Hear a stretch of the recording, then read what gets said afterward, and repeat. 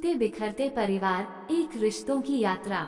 नमस्कार दोस्तों, आप सबका हमारे चैनल पर स्वागत है। परिवार केवल खून के रिश्तों का नाम नहीं, ये भावनाओं, समझ और बलिदान से बुनी एक मजबूत डोर है। परंतु जब स्वार्थ, अहम और असंतोष इस डोर को कमजोर करने लगते हैं, तो परिवार बिखरने लगते हैं। ये कहानी एक ऐसे ही परिवार की है, जहाँ दो बहुएं एक ही घर में आती हैं, परंतु उनका दृष्टिकोण, उनका व्यवहार एक दूसरे से बिल्कुल अलग होता है। जहाँ एक बहू परिवार को जोड़ने का काम करती है, वहीं दूसरी अनजाने में दूरियां बढ़ा देती है। लेकिन समय, परिस्थितियां और रिश्तों की ऊष्मा उसे एहसास कराती हैं कि परिवार का साथ कितना अनमोल होता है। ये कहानी प्रेम, त्याग, समझ और परिवार को टूटने से बचाने की सीख देती है। कहानी रिश्तों का इम्तिहान। शिल्पा जब सोहन से ब्याह कर इस घर में आई, तो उसने सोहन की माँ वंदना को अपनी माँ की तरह ही समझा। वंदना ने भी उसे बेटी की तरह प्यार दिया। सोहन ने शिल्पा से केवल एक ही गुजारिश की, अगर हो सके तो नौकरी मत करना। माँ ने बहुत त्याग किया है, अब उन्हें आराम मिले। शिल्पा ने यह बात दिल से अपनाई। उसने नौकरी करने की बजाय घर को संवारने और एक सशक्त गृहिणी बनने का निर्णय लिया।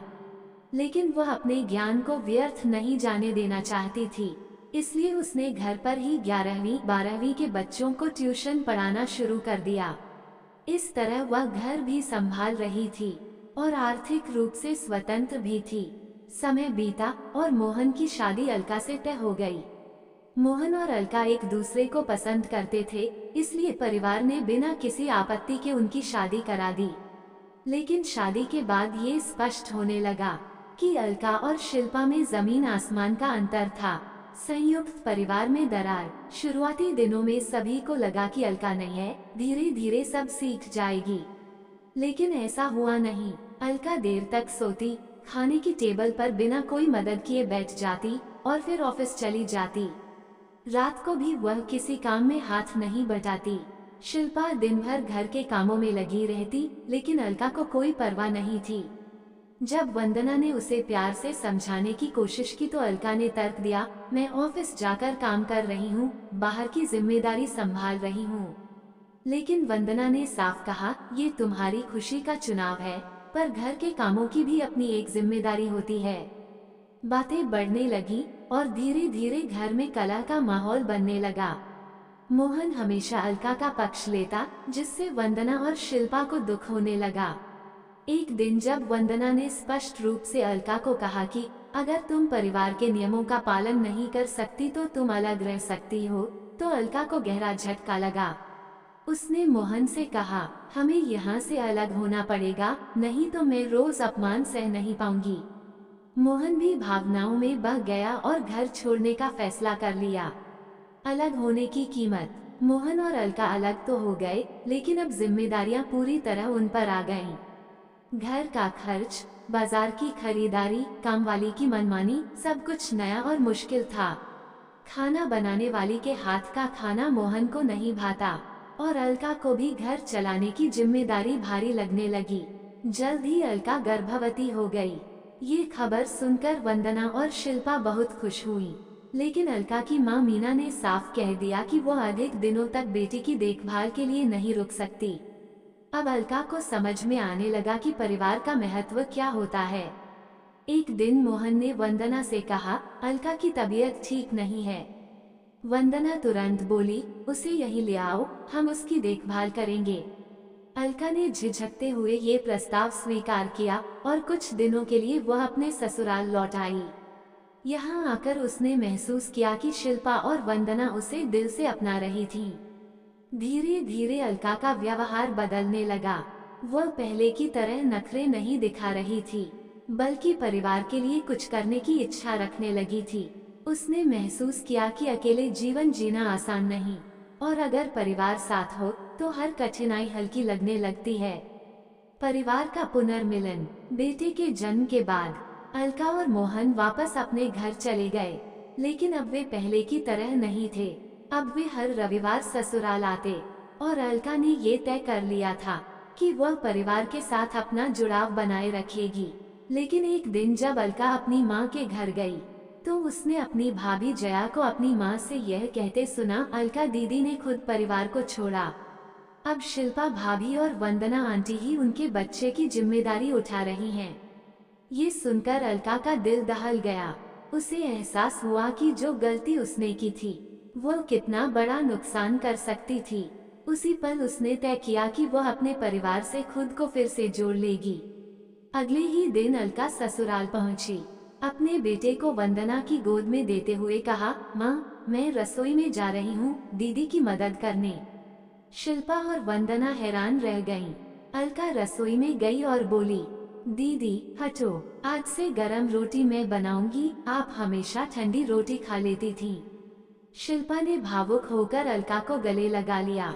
वंदना के आंखों में आंसू थे, लेकिन ये आंसू खुशी के थे। नई शुरुआत। अब अलका पूरी तरह बदल चुकी थी। वो परिवार की जिम्मेदारियों को भी समझने लगी थी। कुछ दिन बाद जब उसने सुना कि शिल्पा भी माँ बनने वाली है तो उसकी खुशी दुगनी हो गई। उसने कहा, माँ, अब आपकी रसोई की जिम्मेदारी हम दोनों बहनें संभालेंगी और आप हमारी छोटी सी दुनिया के सबसे प्यारे दादी बनेंगी। वंदना ने हंसते हुए दोनों को गले लगा लिया। परिवार की ताकत। अलका की यात्रा एक सीख है कि परिवार में थोड़ा त्याग, थोड़ा समझौता और ढेर सारा प्रेम हो तो कोई रिश्ता नहीं टूट सकता। कभी कभी समय हमें सिखा देता है कि अकेले चलना कठिन होता है, लेकिन अगर हम साथ चले तो राह आसान हो जाती है। अब ये परिवार और मजबूत था और इसमें रहने का एहसास सचमुच स्वर्ग के समान था। क्या सुख, क्या दुख, एक दृष्टिकोण की यात्रा। जीवन में सुख और दुख के बीच की रेखा अक्सर धुंधली होती है। हम जो एक क्षण में दुर्भाग्य समझते हैं, वही अगले क्षण किसी अनमोल सीख का कारण बन सकता है। ये कहानी हमें सिखाती है कि परिस्थितियां चाहे कैसी भी हों, उनका मूल्यांकन हमारी सोच पर निर्भर करता है। एक साधारण खरगोश जो अपनी नई शादीशुदा जिंदगी में कदम रख रहा है, जीवन के उतार चढ़ाव को एक अलग दृष्टिकोण से देखता है। उसकी यात्रा हमें ये सिखाती है कि असली धन बाहरी भौतिक चीजों में नहीं, बल्कि जीवन और प्रेम के भीतर छिपा होता है। क्या सुख, क्या दुख, एक दृष्टिकोण की यात्रा। खरगोश अपनी पीठ पर एक छोटी सी गठरी उठाए फुदकता हुआ जंगल के रास्ते पर चला जा रहा था। उसकी आंखों में चमक थी, चाल में स्फूर्ति और चेहरे पर संतोष की मुस्कान। रास्ते में उसकी मुलाकात हिरन से हुई, जो हमेशा की तरह अपने आसपास की हर चीज को बड़े ध्यान से देख रहा था। क्या बात है खरगोश मियाँ, आज तो बड़े प्रसन्न दिखाई दे रहे हो, हिरन ने उत्सुकता से पूछा। खरगोश ने खुशी से उत्तर दिया, मेरी शादी हो गई है। हिरन ने मुस्कुराते हुए कहा, वाह, बहुत भाग्यशाली हो मित्र।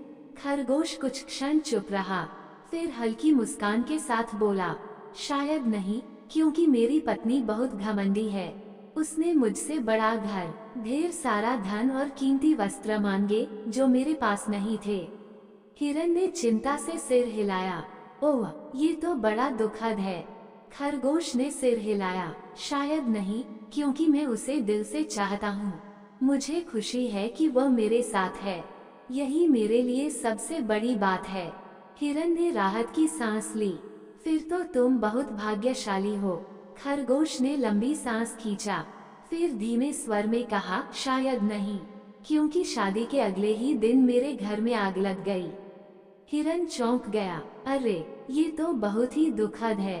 खरगोश फिर भी मुस्कुराया, शायद नहीं, क्योंकि मैं अपना सामान समय रहते बाहर निकाल लाया था और उसे जलने से बचा लिया। हिरन ने सिर हिलाते हुए कहा, फिर तो तुम सच में भाग्यशाली हो। खरगोश की आंखों में एक हल्की उदासी उतर आई, शायद नहीं, क्योंकि जब आग लगी तब मेरी पत्नी घर के अंदर सो रही थी। हिरन का दिल धड़क उठा, ओह, ये तो बहुत ही दुखद बात हुई। खरगोश की मुस्कान फिर लौट आई, शायद नहीं, क्योंकि मैं आग में कूद पड़ा और अपनी प्यारी पत्नी को सही सलामत बाहर निकाल लाया। हिरन ने राहत की लंबी सांस ली, अब तो सच में तुम बहुत भाग्यशाली हो। खरगोश ने आकाश की ओर देखा और गहरी सांस लेते हुए कहा, हाँ, लेकिन इससे भी बड़ी बात यह है कि मैंने इस घटना से एक बहुत महत्वपूर्ण सीख ली है। सबसे मूल्यवान चीज घर, धन या वस्त्र नहीं है, बल्कि जीवन और प्रेम है। अगर पास में प्रेम हो तो हर संकट छोटा लगने लगता है। जीवन अनमोल है और इसे प्यार से जीना ही सच्चा सौभाग्य है। हिरन ने सिर झुका लिया, उसकी आंखों में एक नई समझ झलक रही थी। उसने धीरे से कहा, तुम सही कहते हो मेरे मित्र। जीवन का असली मूल्य हमें तभी समझ आता है जब हम उसे पूरे मन से जीने लगते हैं। खरगोश ने मुस्कुराते हुए कहा, चलो अब हमें अपनी यात्रा पर आगे बढ़ना चाहिए। सुख और दुख तो आते जाते रहेंगे, लेकिन हमें हर परिस्थिति में जीवन का आनंद लेना सीखना होगा। दोनों मित्र मुस्कुराते हुए जंगल के रास्ते पर आगे बढ़ गए। जंगल की हवा अब पहले से ज्यादा हल्की और मधुर लग रही थी, जैसे उसने भी इस जीवन की सच्चाई को समझ लिया हो। शिक्षा, ये कहानी हमें सिखाती है कि जीवन में सुख और दुख केवल हमारी सोच का खेल है। वही घटना किसी के लिए दुर्भाग्य हो सकती है और किसी के लिए सीख। जो व्यक्ति हर परिस्थिति में प्रेम और संतोष को प्राथमिकता देता है, वही सच में भाग्यशाली होता है।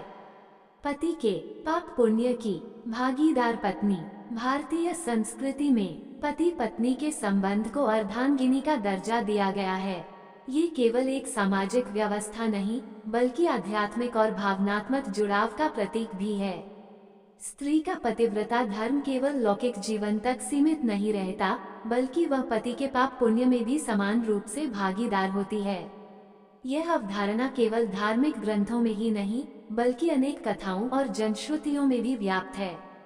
इस कथा में हम एक ऐसी पतिव्रता स्त्री की कहानी देखेंगे जो अपने पति के सुख दुख की सहभागी बनकर उसके पाप पुण्य का भार भी उठाती है और उसका उद्धार करने के लिए स्वयं को पूर्ण रूप से समर्पित कर देती है। कथा, भाग्य और भक्ति की परीक्षा। कार्तिक मास की पूर्णिमा का दिन था। उत्तम औषधालय के प्रांगण में कथा का आयोजन किया गया था। स्वामी चेतन देव अपने ओजस्वी वचनों से श्रद्धालुओं को धर्म और निष्ठा का मर्म समझा रहे थे। सभा में बैठी सुशीला नामक एक महिला ध्यानमग्न थी। उसकी आंखों में आस्था थी, परंतु मन में एक उलझन भी थी। कथा समाप्त होने के बाद वह स्वामी जी के पास गई और पूछने लगी, गुरुदेव, क्या सच में पत्नी अपने पति के सभी पाप पुण्य की भागी होती है? स्वामी जी मुस्कुराए और बोले, हाँ पुत्री, पतिव्रता स्त्री अपने पति के प्रत्येक कर्म की सहभागी होती है। यदि वह भक्ति और तपस्या करे तो पति के पाप भी कट सकते हैं। ये सुनकर सुशीला की आंखों में आंसू आ गए। वह बोली, गुरुदेव, मेरा पति रघुनाथ एक अत्यंत अधर्मी व्यक्ति है। वह जुए में धन गंवाता है, मदिरा का सेवन करता है और अनैतिक कार्यों में लिप्त रहता है। क्या मैं उसके उद्धार के लिए कुछ कर सकती हूँ? स्वामी जी गंभीर हो गए। उन्होंने कहा, स्त्री यदि अपने सतीत्व और श्रद्धा के बल पर पति के उद्धार का संकल्प ले तो स्वयं देवता भी उसका मार्ग प्रशस्त करते हैं, परंतु इसके लिए उसे अपार धैर्य और तपस्या करनी होगी। सुशीला ने उसी क्षण निश्चय किया कि वह अपने पति को अधर्म से धर्म के मार्ग पर लाने के लिए कठोर तपस्या करेगी। तपस्या और परीक्षा। सुशीला ने अपने घर में रहते हुए ही नियमबद्ध जीवन शुरू किया। उसने व्रत और उपवास करना प्रारंभ किया। प्रातःकाल गंगा स्नान करके सूर्य को अर्घ्य देती और संध्या के समय तुलसी के सामने दीप जलाकर प्रार्थना करती। वह अपने पति से कोई विरोध नहीं करती, बल्कि अपने स्नेह और सेवा से उसे धर्म की ओर प्रेरित करने लगी। रघुनाथ को शुरू में उसकी यह बातें विचित्र लगी, परंतु धीरे धीरे वह उसकी शुद्धता और त्याग से प्रभावित होने लगा। एक दिन उसने पूछा, तुम क्यों इतनी तकलीफ उठा रही हो? मैं तुम्हारे योग्य नहीं हूँ। सुशीला ने प्रेम से उत्तर दिया, पति और पत्नी एक ही नाव के दो खेवनहार होते हैं। यदि एक डूबे तो दूसरा उसे बचाने का प्रयास करता है। मैं तुम्हें डूबने नहीं दूंगी। रघुनाथ को ये सुनकर आश्चर्य हुआ, परंतु वह अपनी पुरानी आदतों को छोड़ नहीं पा रहा था। परम परीक्षा और मोक्ष का मार्ग। एक दिन गांव में एक संत का आगमन हुआ। उन्होंने घोषणा की, जो कोई भी अपने जीवन का प्रायश्चित करना चाहता है वो उनके शिविर में आ सकता है। सुशीला ने रघुनाथ से अनुरोध किया कि वह संत के प्रवचनों में जाए। पहले तो रघुनाथ हंसा, परंतु सुशीला की आंखों में आंसू देखकर उसने जाने का निर्णय किया। संत का प्रवचन सुनकर रघुनाथ को अपनी भूल का एहसास हुआ। उसने अपने दुष्कर्मों के लिए प्रायश्चित करने का निर्णय लिया। उसने न केवल जुआ और मदिरा का त्याग किया, बल्कि अपने जीवन को सत्कर्मों की ओर मोड़ा। एक दिन जब रघुनाथ की मृत्यु हुई, तब सुशीला ने अपने संकल्प को निभाते हुए उसकी चिता के साथ सती होने का निश्चय किया। परंतु तभी एक दिव्य ज्योति प्रकट हुई और आकाशवाणी हुई, सुशीला, तूने अपने पति के उद्धार के लिए जो किया वह सतीत्व का सच्चा रूप है। सती होना केवल चिता में जलना नहीं, बल्कि पति को अज्ञान के अंधकार से मुक्त करना भी सतीत्व है। तूने अपने सतीत्व से अपने पति को मोक्ष प्रदान किया है। सुशीला ने उसी क्षण समाधि ले ली और उसकी आत्मा परमधाम को प्राप्त हुई। उपसंहार, ये कथा दर्शाती है कि सच्चा पतिव्रत केवल देह त्यागने में नहीं, बल्कि पति को सन्मार्ग पर लाने में है। पत्नी केवल पति की सुख दुख की सहभागी नहीं होती, बल्कि उसका आध्यात्मिक उद्धार भी कर सकती है। ये कथा हमें सिखाती है कि प्रेम, धैर्य और भक्ति से असंभव को भी संभव बनाया जा सकता है। दोस्तों, ये वीडियो आपको पसंद आई हो तो लाइक, शेयर और सब्सक्राइब जरूर करें। और आप कहां से मेरा वीडियो देख रहे हैं, कमेंट करके जरूर बताएं। धन्यवाद।